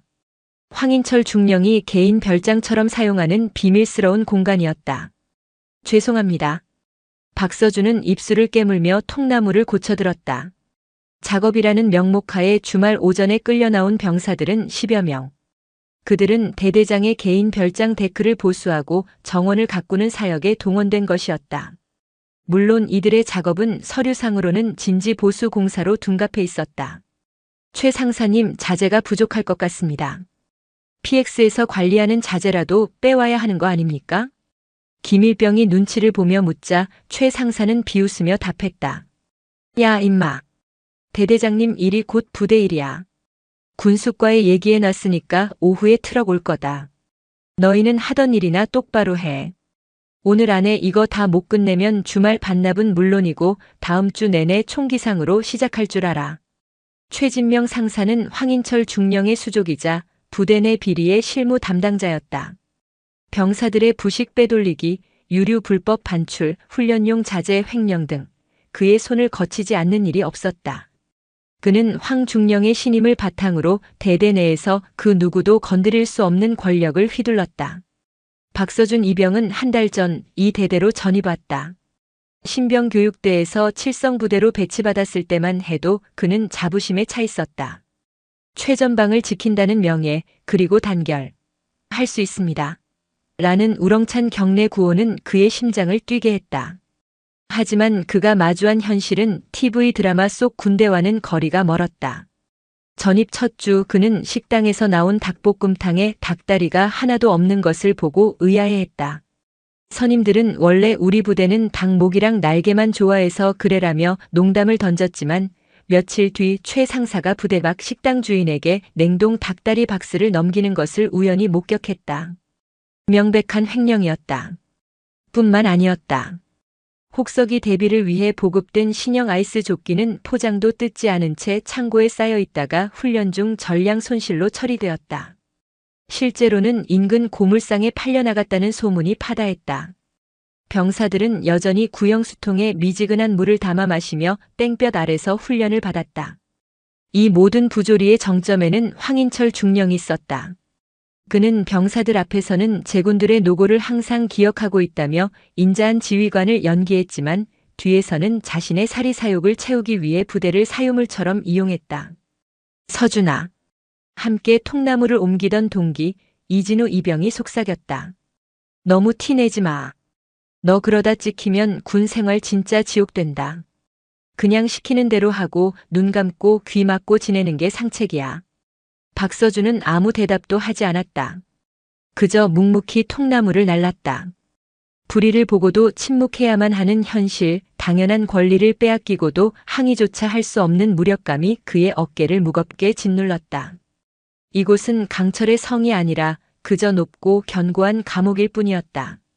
월요일 오후 대대는 분주했다. 다음 주에 있을 사단 연합훈련 준비 때문이었다. 황인철 중령은 대대 지휘통제실에서 작전과장인 김대위에게 고함을 치고 있었다. 김대위, 지금 이게 보고서라고 올린 건가? 작전 계획이 아니라 초등학생 일기 수준이잖아. 병력 이동 경로, 화력 지원 계획, 비상시 우회로 확보 방안. 이런 기본적인 내용도 하나 제대로 된 게 없어. 죄송합니다, 대대장님. 다시 보완하겠습니다. 김대위는 땀을 뻘뻘 흘리며 고개를 숙였다. 사실 작전 계획에는 아무런 문제가 없었다. 황중령은 자신의 심기가 불편할 때면 이렇게 부하 장교들을 쥐 잡듯 잡는 것으로 스트레스를 풀곤 했다. 바로 그때 지통실 문이 조심스럽게 열리고 행정병이 들어왔다. 대대장님, 보고 드릴 말씀 있습니다. 뭔데? 위병소에서 연락 왔는데 국방부 감사관실 소속이라며 면회를 요청하는 분이 계십니다. 황중령의 날카로운 눈이 행정병에게 향했다. 국방부? 감사관실? 이름이 뭐라고 하던가? 강유진 감사관이라고. 신분증을 제시했다고 합니다. 여자인가? 예, 그렇습니다. 황중령의 미간에 깊은 주름이 패였다. 국방부 감사관실에서 예고도 없이, 그것도 여자 감사관이 직접 이 최전방 산골까지 찾아왔다고. 뭔가 석연치 않았다. 정기 감사는 2달 전에 끝났고 특별 감사가 있을 만한 일은 없었다. 혹시 내부 고발이라도 들어간 건가? 그는 순간 최 상사의 얼굴을 떠올렸지만 곧 고개를 저었다. 그럴 리 없었다. 일단 작전과장은 나가봐. 그리고 위병소에 연락해서 그 감사관이라는 사람 내 집무실로 안내하라고 해. 잠시 후 황중령의 집무실 문이 열리고 낯선 여인이 들어섰다. 40대 후반에서 50대 초반으로 보이는 외모, 군인이라고는 전혀 생각할 수 없는 수수한 등산복 차림이었다. 화장기 없는 얼굴에 질끈 묶은 머리, 그녀의 손에는 작은 등산용 배낭과 낡은 수첩 하나가 전부였다. 황중령은 자리에서 일어서지도 않은 채 턱짓으로 앞에 의자를 가리켰다. 국방부 감사관실에서 오셨다고. 강유진 감사관? 네, 맞습니다. 여인은 짧게 대답하며 황중령 앞에 섰다. 그녀의 목소리는 차분했지만 눈빛은 날카롭게 집무실 내부를 훑고 있었다. 값비싼 난초 화분, 고급 원목으로 제작된 책상, 벽에 걸린 유명 서예가의 족자까지. 일선 대대장 집무실이라고 하기에는 과하게 호화로웠다. 신분증 좀 다시 보여주시죠. 황중령의 요구에 그녀는 품에서 신분증을 꺼내 책상 위에 올려놓았다. 국방부 감사관실 소속 5급 군무원 강유진. 사진과 실물은 일치했다. 그런데 무슨 일로 예고도 없이 여기까지 오셨습니까? 저희 부대는 2달 전 정기감사에서 우수 판정을 받았습니다만. 황중령의 목소리에는 노골적인 경계심과 불쾌감이 섞여 있었다. 그는 군무원이라는 직급을 확인한 후 그녀를 한 수 아래로 보고 있었다. 비공식적인 순찰입니다, 중령님. 최근 장마철 이후 전방 부대들의 시설 안전 및 장병 복지 실태를 점검하라는 상부 지시가 있었습니다. 서류가 아닌 현장을 직접 눈으로 확인하는 것이 목적이라 별도의 통보는 드리지 않았습니다. 현장 확인이라. 황중령은 코웃음을 쳤다. 말은 번지르르 했지만 결국 뭔가 꼬투리를 잡으러 온 하이에나 같은 부류라고 생각했다. 좋습니다. 현장을 확인하고 싶으시다면 협조해드리죠. 대신 저희도 훈련 준비로 바쁜 몸이라 오랜 시간 할애해드릴 순 없습니다. 둘러보실 곳이라도 정하셨습니까? 아니요, 정해진 것은 없습니다. 그냥 발길 닿는 대로 눈길 가는 대로 둘러볼 생각입니다. 지휘관의 안내는 오히려 현장을 왜곡시킬 수 있으니 저 혼자 조용히 다니도록 허락해 주시면 감사하겠습니다. 그녀의 당돌한 요구에 황중령의 표정이 굳어졌다. 지휘관을 패싱하고 부대를 마음대로 돌아다니겠다고. 군대의 군자도 모르는 소리였다. 감사관님, 여기는 서울 시내가 아닙니다. 엄연한 군사작전 지역이고 모든 인원의 이동은 통제하에 이루어져야 합니다. 감사관님의 안전을 위해서라도 최소한의 안내는 필요합니다. 제 안전은 제가 책임지겠습니다. 만약 중령님께서 제 활동을 제안하신다면 저는 이 자리에서 즉시 상부의 감찰 방해로 보고할 수밖에 없습니다. 강유진은 조금도 물러서지 않았다. 그녀의 단호한 태도에 황중령은 순간 말문이 막혔다. 고작 5급 군무원이라고 생각했던 여자의 배짱이 아니었다. 분명 뒤에 든든한 백이 있거나 아니면 무서울 게 없는 독종이거나 둘 중 하나였다. 알겠습니다. 그렇게 하시죠. 대신 무슨 일이 생겨도 부대 책임은 없다는 것만 알아두십시오. 부대 내에서는 참모부 소속 김정수 소위가 동행하며 최소한의 편의를 제공할 겁니다. 동행은 필요 없습니다. 이건 제안이 아니라 지시입니다. 감사관님. 부대 내 규율이니 따라주셔야겠습니다. 두 사람 사이에 팽팽한 신경전이 흘렀다. 결국 강유진은 더 이상 반박하지 않고 고개를 끄덕였다. 황중령은 즉시 김소위를 호출했다. 갓 임관한 지 얼마 안 된 어수룩해 보이는 김소위에게 감사관님 잘 모셔라라고 지시했지만 그 눈빛은 저 여자 일거수일투족 감시해서 보고해라고 말하고 있었다.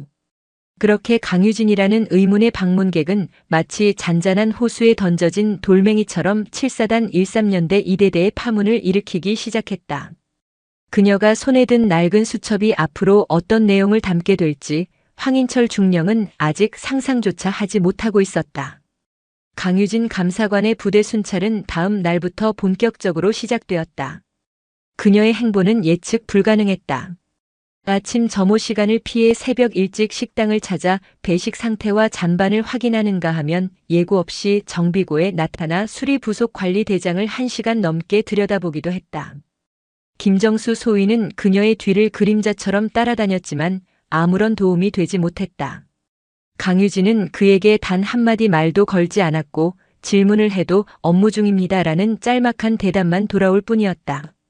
김소희는 그저 그녀가 어디로 가는지 누구와 접촉하는지를 황중령에게 보고하는 역할에 충실할 뿐이었다. 대대장님 보고드립니다. 강 감사관은 오늘 오전 내내 의무실에 머물렀습니다. 의약품 관리 대장과 병사들 진료 기록을 확인했습니다. 만난 사람은 군의관과 의무병 외에는 없었습니다.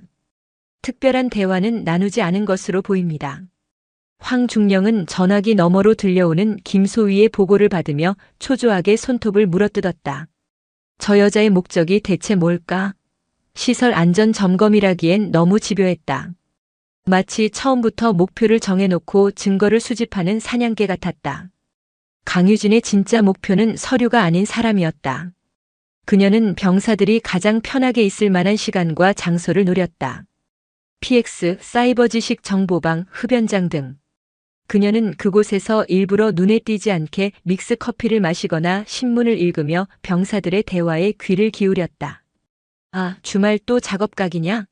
대대장 별장인지 뭔지 이제 지긋지긋하다. 최 상사한테 잘못 걸리면 끝장인데 어쩌겠냐? 그냥 죽었다 생각해야지. 지난주에 보급 나온 전투화, 왜 우리한텐 안 주고 바로 반출된 거냐? 사이즈 조사까지 다 해놓고. 병사들이 무심코 던지는 불평불만 하나하나가 강유진의 낡은 수첩에 빼곡히 기록되었다. 그녀는 절대 먼저 말을 걸거나 질문하지 않았다. 그저 듣고 기록할 뿐이었다. 그날 오후 박서준 이병은 동기들과 함께 생활관에서 전투와 손질을 하고 있었다. 바로 그때 생활관 복도를 지나가던 강유진과 눈이 마주쳤다. 그녀는 아무 말 없이 박서준의 낡은 전투화를 한 번, 그리고 그의 얼굴을 한 번 쳐다본 뒤 그대로 지나갔다. 짧은 순간이었지만 박서준은 그녀의 눈빛에서 무언가 다른 점을 느꼈다. 그것은 동정도 호기심도 아니었다. 마치 모든 것을 꿰뚫어보는 듯한 깊고 차가운 눈빛이었다. 불길한 예감은 현실이 되었다. 저녁 식사 후 박서준은 행정반으로 호출되었다. 그를 부른 것은 최진명 상사였다. 박이병. 너 오늘 낮에 외부에서 온 감사관이랑 무슨 얘기했어? 최 상사는 다그치듯 물었다. 박서준은 당황했다. 아무 말도 하지 않았습니다. 근데 왜 그 여자가 내 이름을 물어봤지? 내 전투화는 왜 그렇게 뚫어져라 쳐다본 거고? 저는 정말 모르는 일입니다. 최 상사는 의심스러운 눈초리로 박서준을 위아래로 훑었다. 요즘 세상 무서운 줄 모르고 핸드폰으로 찌르는 놈들이 있다던데. 너 혹시 뭐 찔리는 거 있는 거 아니야? 괜한 짓 할 생각 말고 군 생활 편하게 할 생각해라. 알았어? 예, 알겠습니다. 행정반을 나오며 박서준은 등골이 서늘해지는 것을 느꼈다. 강유진이라는 여자가 자신의 이름을 물었다는 사실만으로도 최 상사가 이렇게 예민하게 반응하는 것을 보니 부대에 무언가 큰 문제가 있다는 확신이 들었다. 그리고 그 문제의 중심에 자신이 엮일 수도 있다는 두려움이 엄습했다. 그날 밤 황인철 중령은 자신의 집무실에서 최 상사와 독대하고 있었다. 그 여자 아무래도 보통 내기가 아니야. 단순 점검이 목적이 아니라고. 제가 보기에도 그렇습니다. 계속 병사들 주변만 맴돌고 있습니다. 분명 내부 정보를 캐내려는 수작입니다. 김소희는 뭐래? 그 새님은 아무것도 모릅니다. 그냥 시키는 대로 따라다니기만 할 뿐입니다. 젠장. 황중령은 책상을 주먹으로 내리쳤다. 이대로는 안 되겠어. 저 여자가 뭘 파고 있는지, 누구와 접촉했는지 알아내야 해. 생활관마다 감시조를 붙여. 특히 그 박서준이라는 이병 주시해. 그리고 그 여자가 머무는 BOQ 주변도 24시간 감시해. 밤에 몰래 누굴 만나는지, 어딜 나가는지 전부 파악해. 알겠습니다. 그런데 대대장님, 너무 대놓고 감시하면 오히려 역효과가 나지 않겠습니까? 감찰 방해로 걸릴 수도 있습니다. 상관없어. 여긴 내 구역이야. 내 허락 없이는 개미 새끼 한 마리도 못 빠져나가. 저 여자가 간첩일 수도 있는 거잖아. 미확인 인원 동향 감시라는 명분이면 충분해. 당장 실행해. 황중령의 지시는 즉각적이고 은밀하게 실행되었다. 신임이 두터운 분대장급 병사들이 교대로 강유진의 동선을 감시했고 일부는 박서준을 포함한 요주의 병사들의 언행을 체크했다. 대대 전체에 보이지 않는 감시망이 촘촘하게 펼쳐졌다. 강철의 성은 이제 스스로를 옥죄는 거대한 감옥이 되어가고 있었다. 그리고 그 모든 움직임을 강유진은 이미 예상하고 있었다는 듯 묵묵히 자신의 일을 계속할 뿐이었다. 그녀의 진짜 계획은 이제 막 시작되고 있었다. 황인철 중령이 펼친 보이지 않는 감시망은 대대 전체를 옥죄었지만 정작 그 중심에 있는 강유진은 조금도 동요하지 않았다. 오히려 그녀는 그 감시를 역이용하기 시작했다. 그녀는 마치 부대 생활에 흥미를 느낀 관광객처럼 행동했다. 병사들이 체력 단련을 하는 연병장 벤치에 앉아 한참을 구경하거나 도서관에 틀어박혀 낡은 소설책을 뒤적였다. 그녀의 뒤를 따르는 김정수 소위와 멀찍이서 그녀를 감시하는 눈들은 혼란에 빠졌다. 보고드립니다. 금일 오전 강 감사관은 PX에서 병사들과 함께 냉동식품을 먹으며 TV를 시청했습니다. 이후 세탁실과 보일러실을 둘러보았으나 별다른 특이 동향은 없었습니다. 수화기 너머의 보고를 받는 황인철의 얼굴이 일그러졌다. 장난하나 지금? 세탁실? 보일러실? 거길 왜 가는데? 저도 그게 시설 안전 점검의 일환이라고만 합니다. 그 여자 우리를 갖고 노는 거야. 황중령의 직감은 틀리지 않았다. 강유진은 일부러 중요하지 않은 곳들만 골라다니며 감시자들의 긴장을 풀어놓고 있었다. 그녀의 진짜 목표 지점들을 향한 예비 동작, 즉 페인트였다. 그녀가 한가롭게 PX에서 TV를 보고 있을 때 그녀의 머릿속에서는 대대의 모든 시설 배치도와 인원 현황, 그리고 지금까지 수집한 정보들이 복잡한 퍼즐처럼 맞춰지고 있었다. 그녀의 시선은 계속 한 곳을 향하고 있었다. 바로 박서준 이병. 그녀는 그가 최 상사에게 불려가 압박을 받았다는 사실을 이미 파악하고 있었다. 생활관 동료들 사이에서 그가 은근히 따돌림을 당하고 있다는 것도.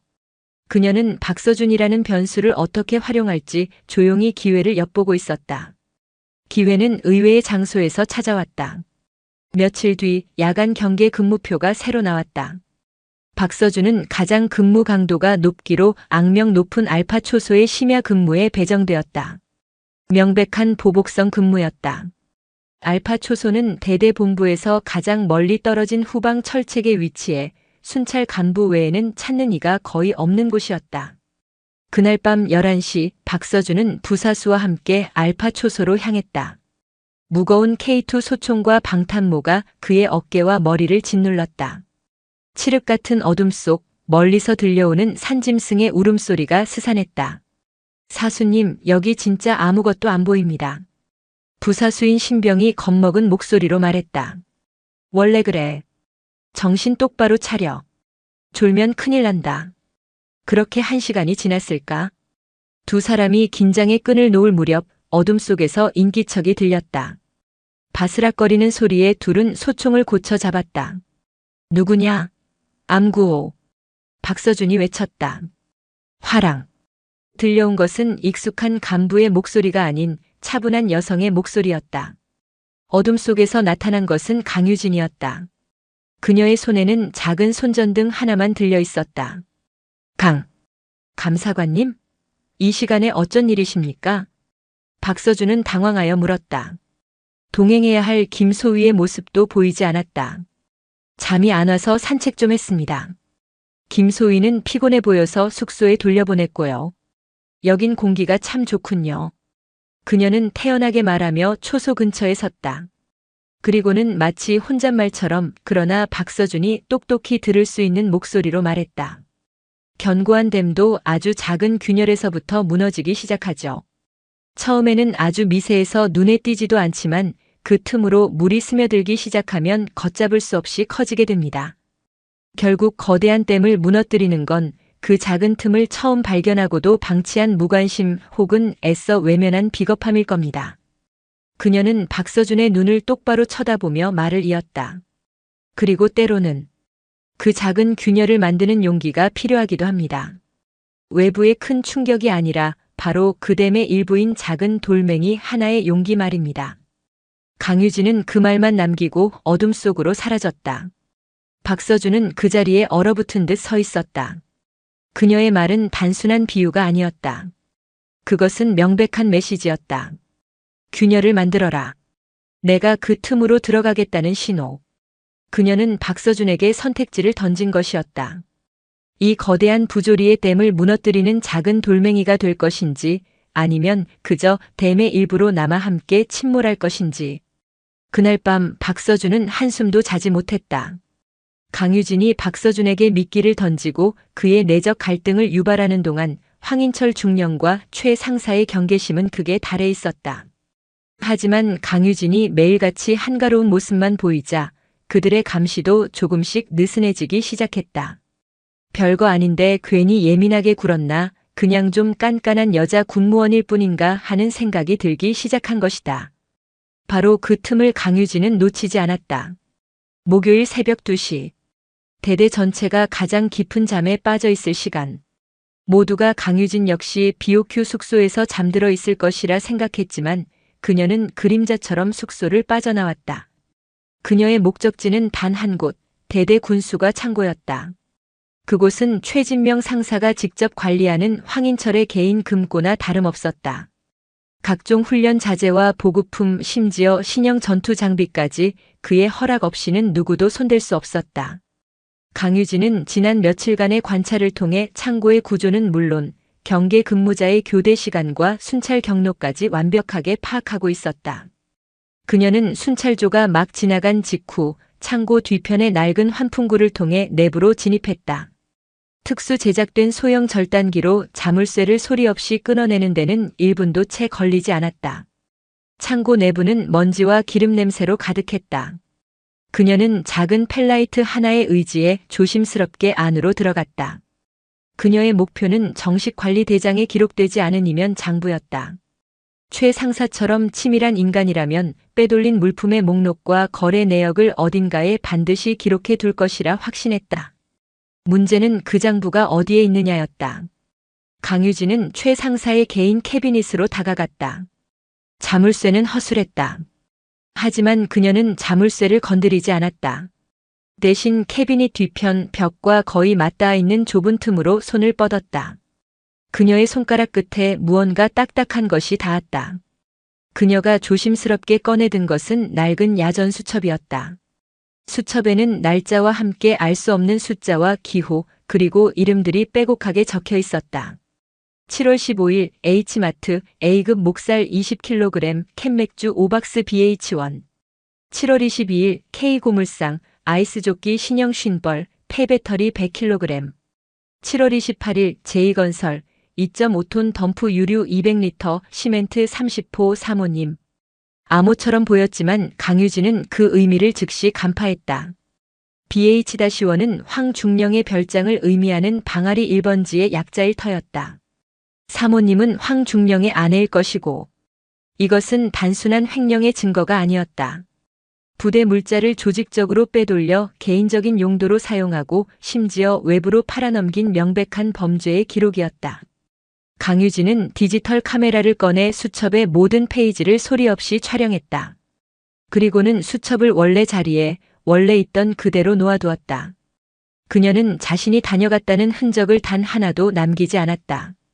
결정적인 증거를 확보한 그녀는 다시 환풍구를 통해 조용히 밖으로 빠져나왔다.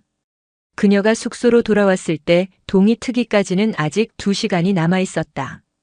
이제 황인철 중령의 목에 감을 밧줄은 준비되었다. 남은 것은 그 밧줄을 당길 마지막 힘, 즉 내부 고발자의 증언뿐이었다. 강유진이 던진 파문은 박서준의 마음을 송두리째 흔들어 놓았다. 잠을 자도 그녀의 목소리가 들리는 듯했고 눈을 감으면 그녀의 날카로운 눈빛이 떠올랐다. 작은 돌멩이 하나의 용기. 그는 자신이 과연 그런 용기를 낼 수 있는 사람인지 끊임없이 자문했다. 그의 갈등에 종지부를 찍은 사건은 주말에 터졌다. 토요일 아침 박서준을 포함한 10여 명의 병사들은 또다시 황중령의 별장으로 작업을 나갔다. 그날따라 최진명 상사의 기분은 유독 좋지 않았다. 그는 사소한 꼬투리를 잡아 병사들에게 고함을 지르고 얼차려를 주었다. 야 이진우, 너 지금 장난하냐? 돌멩이 하나 제대로 못 옮겨. 엎드려 뻗쳐. 박서준의 동기인 이진우 이병이 발을 헛디뎌 자갈을 쏟자 최 상사는 기다렸다는 듯이 그를 몰아붙였다. 이진우는 땡볕 아래서 땀을 비오듯 쏟으며 팔을 떨었다. 똑바로 안 해, 이 새끼가. 최 상사는 분이 풀리지 않는다는 듯 바닥에 있던 강목을 집어들고는 이진우의 허벅지를 내리쳤다. 악! 둔탁한 소리와 함께 이진우가 비명을 지르며 쓰러졌다. 주변에 있던 다른 병사들은 모두 겁에 질려 고개를 숙였다. 누구 하나 나서지 못했다. 박서준은 주먹을 불끈 쥐었다. 피가 거꾸로 솟는 기분이었다. 동기가 눈앞에서 무자비하게 폭행당하는 것을 보면서도 아무것도 할 수 없는 무력감에 치가 떨렸다. 최 상사는 쓰러진 이진우를 발로 툭툭 차며 말했다. 엄살 부리기는. 작업하다가 헛디뎌서 넘어졌다고 보고할 테니 그런 줄 알아. 누구든 딴소리하는 새끼 있으면 그땐 이걸로 안 끝난다. 그 순간 박서준의 머릿속에서 무언가 툭 하고 끊어졌다. 더 이상은 참을 수 없었다. 이것은 부조리가 아니라 명백한 범죄였다. 그리고 침묵하는 자신은 그 범죄의 공범이었다. 강유진의 목소리가 그의 뇌리를 스쳤다. 작은 균열을 만드는 용기. 그날 저녁 부대로 복귀한 박서준은 절뚝거리며 걷는 이진우를 부축해 의무실로 데려갔다. 군의관은 이진우의 허벅지에 시퍼렇게 번진 피멍을 보더니 어쩌다 이렇게 됐나? 라고 물었다. 최 상사의 협박이 떠오른 이진우는 작업 중에 넘어져서 라며 말을 흐렸다. 군의관은 더 묻지 않고 간단한 처치만 해주었다. 박서준은 결심했다. 이 지옥을 끝내야겠다고. 그는 모두가 잠든 밤 공중전화로 향했다. 수첩에 적어두었던 번호를 눌렀다. 낮에 강유진이 자신을 스쳐 지나가며 아주 작은 쪽지를 손에 쥐어주었다. 그 쪽지에는 전화번호 하나와 2400-0200 금강이라는 글자만 적혀 있었다. 24시부터 02시 사이 암구호는 금강. 신호음이 몇 번 울리고 수화기 너머에서 차분한 목소리가 들려왔다. 말씀하세요. 강유진이었다. 박서준은 떨리는 목소리로 입을 열었다. 암구호 금강입니다. 기다리고 있었습니다. 박서준 이병. 수화기 너머의 목소리는 모든 것을 알고 있다는 듯 침착했다. 박서준은 숨을 한 번 크게 고르고 낮에 있었던 폭행 사건부터 시작해 자신이 알고 있는 모든 것을 털어놓기 시작했다. 병사들의 부식 횡령, 보급품 불법 반출, 황중령 별장 사역 동원. 그리고 가장 결정적인 정보. 최진명 상사가 관리하는 이면 장부가 있습니다. 아마 군수가 창고 개인 캐비닛에 있을 겁니다. 그는 매주 금요일 밤 대대 밖에서 민간인과 접촉합니다. 아마 빼돌린 물품을 거래하는 것 같습니다. 수화기 너머의 강유진은 조용히 그의 말을 듣고 있었다. 박서준의 제보가 그녀가 확보한 증거의 마지막 퍼즐 조각을 맞춰주는 순간이었다. 알겠습니다. 용기 내줘서 고맙습니다, 박이병. 이제부터는 내가 움직일 겁니다. 절대 아는 척 해서는 안 됩니다. 무슨 일이 있어도 평소처럼 행동하십시오. 이것은 명령입니다. 예, 알겠습니다. 전화를 끄는 박서준은 밤하늘을 올려다보았다. 두려웠다. 하지만 후회는 없었다. 그는 거대한 댐에 균열을 내는 작은 돌멩이가 되기로 선택했다. 이제 폭풍이 몰려올 터였다. 금요일 밤 대대 전체에 조용한 어둠이 내렸다. 병사들은 주말을 앞두고 고된 일과를 마치고 생활관에서 휴식을 취하거나 잠자리에 들었다. 하지만 그 평온함은 거대한 폭풍이 몰아치기 직전의 고요함, 바로 폭풍의 눈과 같았다. BOQ 숙소에 홀로 있던 강유진은 창밖의 어둠을 응시했다. 그녀의 손에 들린 낡은 수첩은 이제 두툼한 증거 자료 뭉치가 되어 있었다. 그녀는 마지막으로 모든 계획을 점검했다. 박서준 이병의 제보로 최진명 상사가 대대 밖 민간인과 접선하는 시간과 장소까지 특정되었다. 황인철 중령을 옥죄 모든 물적, 인적 증거는 확보되었다. 이제 필요한 것은 법의 이름으로 그들의 범죄를 집행할 힘이었다. 강유진은 보안 처리된 위성 전화를 꺼내 들었다. 그녀가 전화를 건 곳은 7사단 사령부도 군단 사령부도 아니었다.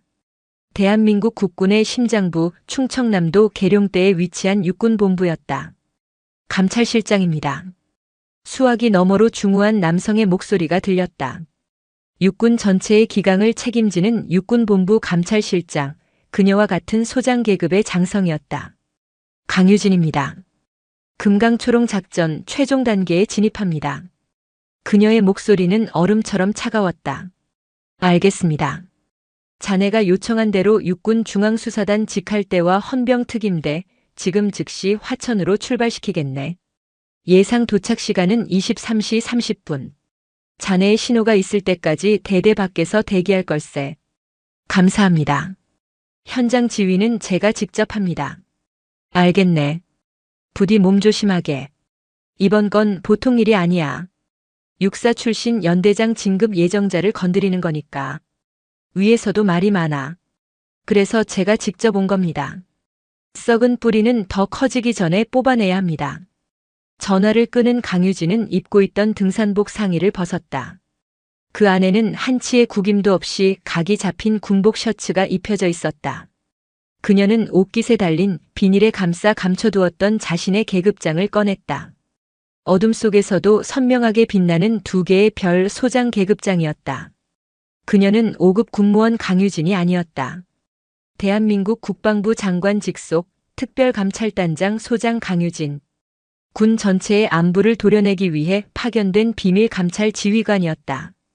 그녀의 진짜 작전은 지금부터 시작이었다. 같은 시각 황인철 중령은 자신의 집무실에서 위스키 잔을 기울이고 있었다. 그의 앞에는 최진명 상사가 고개를 숙인 채 서 있었다. 오늘 거래만 잘 마무리하면 당분간은 조용히 지내.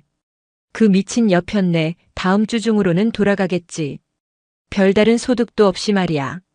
예, 대대장님. 물건은 이미 차에 다 실어놨습니다. 약속 장소에서 처리하고 바로 복귀하겠습니다. 그래. 자네만 믿네, 최 상사.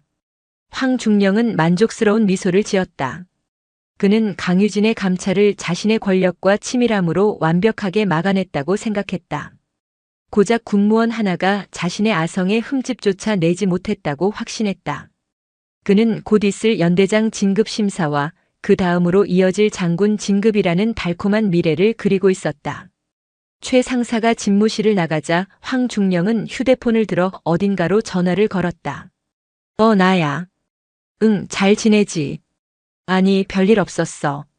그냥 귀찮은 파리 한 마리가 꼬여서 며칠 성가셨는데 이제 다 정리됐어. 다음 주에 서울 올라가면 봐. 그때까지 진급 턱 단단히 준비해둬. 그가 지인과의 통화를 막 끝내고 위스키를 한 모금 더 마시려는 순간 집무실 문이 벌컥 열렸다. 누구야? 황 중령이 신경질적으로 소리쳤다. 문 앞에는 강유진이 서 있었다. 여전히 수수한 등산복 차림 그대로였다. 아직도 안 가고 여기서 뭘 하는 겁니까, 감사관. 여긴 내 집무실이고 지금은 업무 시간도 아니오. 황 중령은 노골적으로 분노를 표출했다. 마지막으로 드릴 말씀이 있어서 왔습니다, 황인철 중령님. 강유진은 조금도 위축되지 않은 채 그의 책상 앞으로 걸어왔다. 드릴 말씀? 나는 당신이랑 할 얘기 없어. 당장 내 방에서 나가.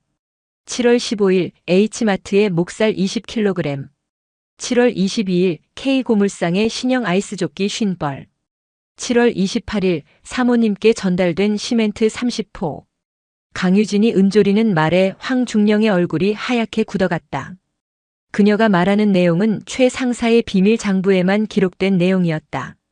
그리고 어제 작업에 동원된 이진우 이병에게 가해진 무자비한 폭행까지. 제가 더 말씀드려야 합니까? 내가 그걸 어떻게 해? 황중령은 자리에서 벌떡 일어섰다. 그의 눈에 이성과 여유는 사라지고 당혹감과 분노만이 가득했다. 내년 정체가 뭐야? 간첩이었어? 우리 부대 정보를 빼내서 어쩌려는 수작이야. 그는 책상 위에 인터폰을 집어들었다. 당직 사관, 당장 헌병대 동원해. 내 집무실로 즉시 출동하라고 해. 정체불명의 간첩을 체포했다. 반복한다. 간첩을 체포했다. 황중령은 강유진이 모든 증거를 확보했음을 직감했다. 이제 남은 방법은 그녀를 간첩으로 몰아 긴급 체포하고 그 과정에서 모든 증거를 인멸하는 것뿐이었다.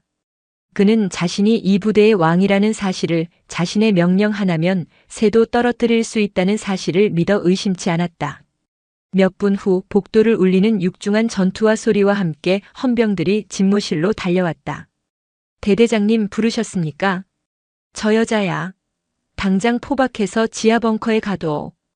헌병들이 강유진에게 다가서는 순간이었다. 쾅! 집무실 문이 거칠게 열렸다. 헌병들이 아니었다. 방탄 헬멧과 특수 장비로 무장한 소속을 알 수 없는 군인들이었다. 그들의 팔뚝에는 육군 중앙수사단이라는 선명한 마크가 새겨져 있었다.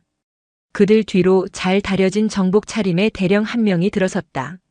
그는 황인철 중령을 본체 만체하고 방 한가운데 선 강유진에게 다가가 각 잡힌 거수 경례를 붙였다. 소장님, 육군 중앙수사단장 이강석 대령 명 받들고 왔습니다. 소장님이라는 한마디에 집무실의 공기가 얼어붙었다. 황인철 중령의 눈이 믿을 수 없다는 듯 커졌다. 그가 미친 여편네 간첩이라고 불렀던 여자를 향해 중앙수사단장이 경례를 하고 있었다. 강유진은 천천히 입고 있던 등산복 지퍼를 내렸다. 그 안에서 드러난 군복 셔츠 옷깃, 그 위에서 빛나는 두 개의 별. 소장 계급장이 황중령의 눈을 찔렀다. 황인철 중령. 강유진의 목소리는 이제 지휘관의 위엄으로 가득 차 있었다. 본인은 국방부 장관 직속 특별감찰단장 소장 강유진이다. 지금부터 황인철 중령을 특정범죄 가중처벌법상 국고손실, 직권남용, 부하 폭행 및 상습적 금품 수수 혐의로 긴급 체포한다. 이럴 수가. 황중령은 다리에 힘이 풀린 듯 주저앉았다. 그의 달콤했던 미래가 한순간에 산산조각 나는 소리가 들리는 듯 했다. 이강석 대령이 보고했다. 소장님 추가 보고 드립니다. 최진명 상사 대대박 3km 지점에서 작물 거래 중 현행범으로 체포 완료했습니다. 빼돌린 군수품과 거래 장부 현장에서 모두 확보했습니다. 모든 것이 끝났다. 수사단 요원들이 황인철 중령의 팔에 수갑을 채웠다. 한때 부대 전체를 호령하던 절대 권력자는 이제 초라한 범죄자로 전락했다. 그는 넋이 나간 표정으로 강유진을 향해 무언가 말하려 했지만 목소리는 나오지 않았다.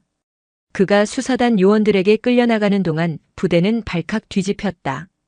잠자던 병사들과 간부들이 어리둥절한 표정으로 밖을 내다보았다. 그들은 자신들의 대대장이 수갑을 찬 채 연병장을 가로질러 가는 충격적인 광경을 목격했다. 박서준 이병 역시 생활관 창문을 통해 그 모습을 보고 있었다. 그는 주먹을 꽉 쥐었다. 심장이 미친 듯이 뛰었다. 두려움과 안도감 그리고 알 수 없는 벅찬 감정이 뒤섞였다. 그때 집무실 건물에서 나온 강유진이 막사 쪽을 향해 걸어왔다. 그녀는 수많은 병사들 사이를 지나쳐갔다. 그리고 박서준이 있는 생활관 창문 앞을 지날 때 아주 잠시 그녀의 시선이 박서준과 마주쳤다. 그녀는 아무 말도 하지 않았다. 그저 다른 누구도 눈치채지 못할 만큼 미세하게 고개를 끄덕여 보였다. 그것으로 충분했다. 그것은 그들 두 사람만이 아는 어둠을 몰아낸 빛의 신호이자 거대한 댐을 무너뜨린 작은 돌멩이에 대한 최고의 찬사였다. 날이 밝아오고 있었다. 화천에 짙은 어둠을 몰아내며 동쪽 하늘부터 서서히 푸른 빛이 번져오고 있었다. 그것은 제7보병사단 13년대 2대대에 찾아온 길고 긴 밤의 끝이자 새로운 시작을 알리는 새벽이었다. 사건이 발생한 지 3개월 후 계룡대 군사법원에서 황인철 전 중령과 그의 공범들에 대한 최종 선고 공판이 열렸다. 군복 대신 수의를 입은 황인철의 얼굴에는 지난날의 오만함 대신 깊은 패배감만이 서려 있었다. 그의 옆에 앉은 최진명 전 상사 역시 잿빛 얼굴로 허공만 응시하고 있었다. 재판은 일사천리로 진행되었다. 강유진 소장이 이끄는 특별감찰단이 확보한 증거는 완벽했다. 최 상사의 비밀장부 작물 거래 현장 영상, 그리고 수많은 병사들의 일관된 증언은 그들의 죄를 명백히 입증했다. 증인석에는 박서준 일병과 함께 최 상사에게 폭행당했던 이진우 이병도 섰다. 이진우는 떨리는 목소리였지만 판사 앞에서 자신이 당했던 일과 목격했던 부조리를 똑똑히 증언했다.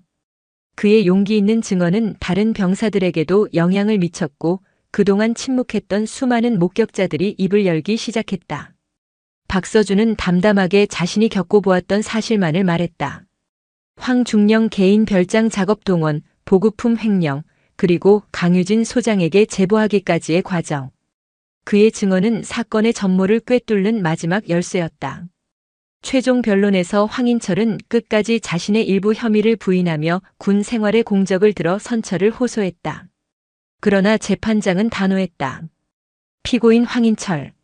그대는 국가와 국민이 부여한 지휘관의 권한을 사리사욕을 채우는데 남용하고 믿고 따르던 부하들을 착취하고 기만했다.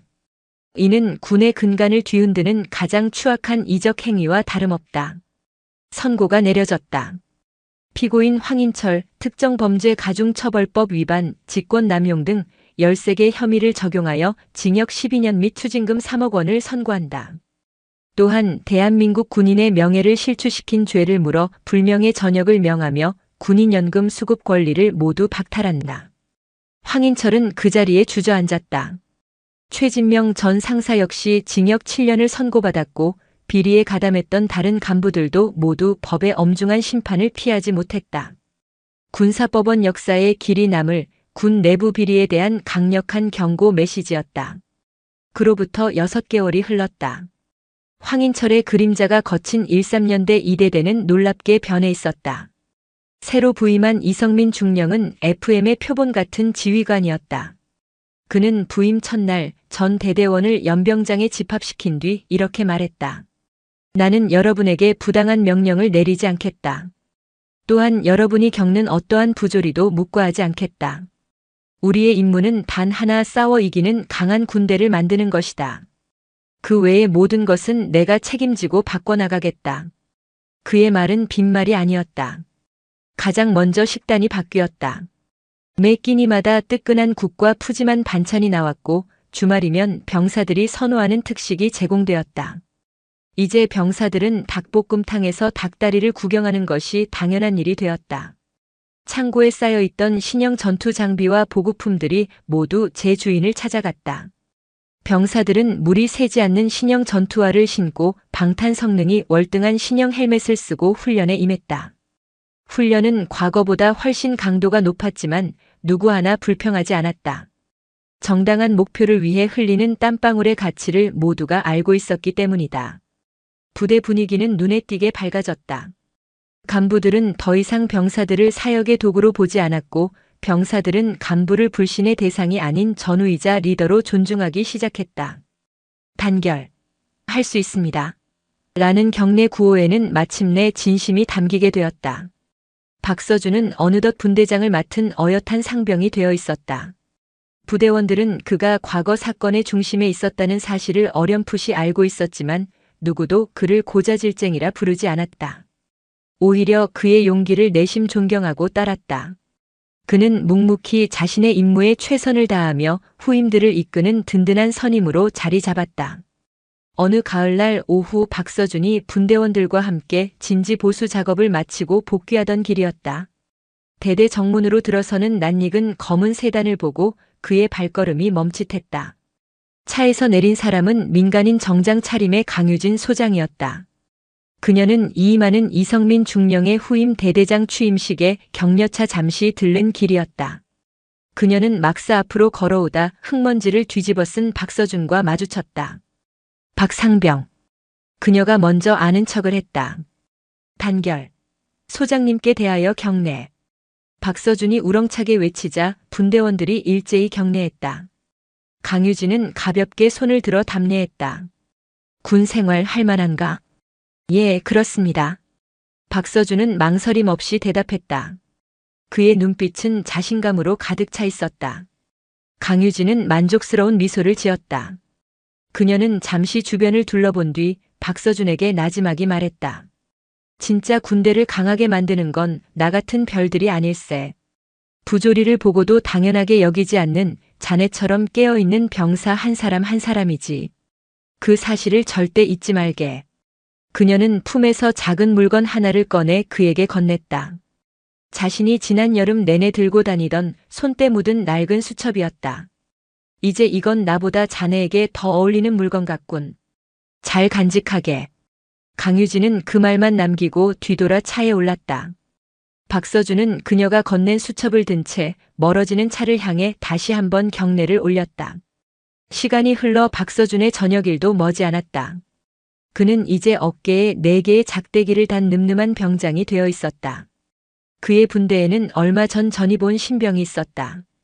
잔뜩 겁을 먹고 군 생활에 적응하지 못하는 후임을 보며 박서준은 자신의 이등병 시절을 떠올렸다. 그는 후임의 어깨를 두드리며 말했다. 힘든 거 알아. 하지만 기억해. 군대는 혼자 생활하는 곳이 아니라 우리가 함께 만들어가는 곳이야. 잘못된 게 있으면 혼자 끙끙 앓지 말고 얘기해. 들어줄게. 어느덧 7사단 13년대 2대대에는 하나의 전설 같은 이야기가 내려오고 있었다. 몇 해 전 여름 호련히 나타나 부대를 뒤집어 놓고 사라졌다는 여자 간첩 이야기였다. 이야기는 입을 거치며 조금씩 살이 붙었다. 그녀가 사실은 국정원 요원이었다더라. 귀신같이 부대 곳곳을 옮겨 다녔다더라. 부패한 간부들을 하룻밤 만에 모두 잡아갔다더라 하는 식이었다. 그 이야기는 새로 전입 온 신병들에게는 흉흉한 괴담으로, 부조리를 일삼으려는 간부들에게는 서늘한 경고로, 그리고 정의로운 군인을 꿈꾸는 이들에게는 비밀스러운 희망으로 남았다. 박서준은 그 전설의 진실을 아는 유일한 병사였다. 그는 관물대 깊숙이 보관해 두었던 낡은 수첩을 꺼내 보았다. 수첩의 첫 장에는 강유진이 남긴 마지막 메모가 적혀 있었다. 하나의 작은 돌멩이가 강물의 방향을 바꾼다. 그는 수첩을 조용히 덮었다.